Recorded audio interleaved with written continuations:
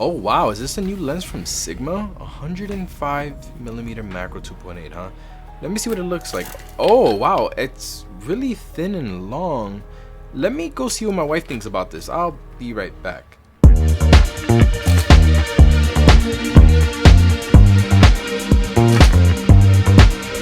Just another Sunday in Southern California.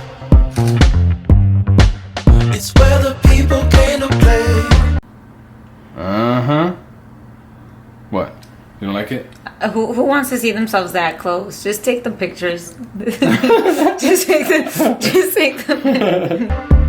Don't let them transform you.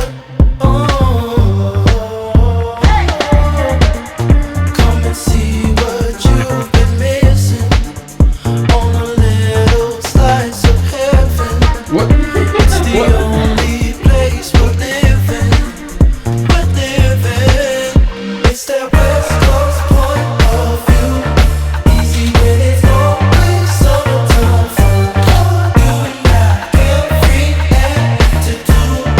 Now a little bit more about this lens. It has 17 elements in 12 groups. It has 9 aperture blades. It goes from f2.8 to f22. It has a minimum focusing distance of 29.5 centimeters. It weighs 715 grams. It has an aperture ring with a lock, thank God. It has a focus limiter switch, a focus mode switch, a programmable AFL button, an AF/MF switch, and a weather sealing gasket to protect it when you're shooting in harsh conditions. Now for the most important thing, what is the image quality like? And is this lens sharp? All I know is that I regret taking pictures of flies with this lens, and I look like a weirdo in the backyard, probably to my neighbors, but now I know that these little flies have hair on their body and mouths. Disgusting. Ugh. Look at how far I was from these flies, and cropping in at 200%, I was still able to resolve so much detail. Even when I was shooting at f2.8, I was getting tack sharp images with this lens, but the depth of field is just way too thin for these close-up shots. So if you ever wanted to use that 2.8, I would recommend you using it for portraits. So I'm not gonna lie to you guys, I'm terrified of bugs, but I was feeling a little adventurous, so I was on the hunt and instantly regretted it. Nope. Let's talk autofocus. The Sigma 105 performed really well. I do wish I had the Sony 90mm macro lens to compare it to, but I don't. It did sometimes acquire a subject and lose it, like you see here, but this is a pre-production lens, so I wouldn't read too much into it. Honestly though, I have very little complaints with the autofocus, as it nailed most of the shots that I took with it. I even tried to use it in continuous mode with this very interesting looking thing here to see how it would work out.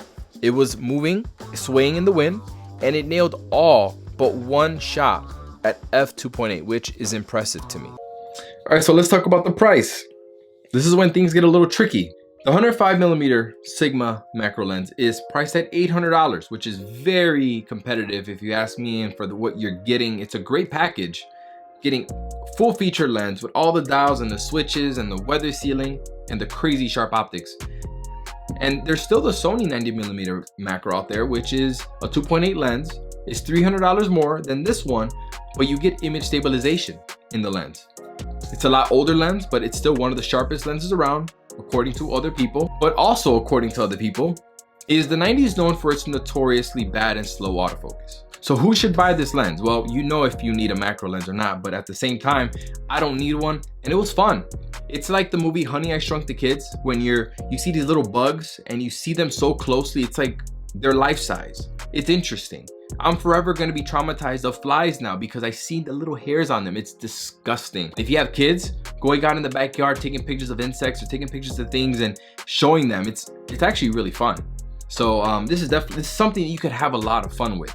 If you have made it this far, that means we're kind of vibing right now. You know what I'm saying? I can't see you, but you can see me. And if you want to see more of my content, you know what to do, baby. Hit that red button and see more of my videos. I do this for a living. I post 1 video a week. And don't take the intro too serious. Me and Diana, we're just having fun. We're trying to have fun while making these videos. Because sometimes it's not fun. Sometimes it feels like work sometimes. You know what I'm saying? Thank you for making up to this point. Appreciate you. I'll see you in a couple days.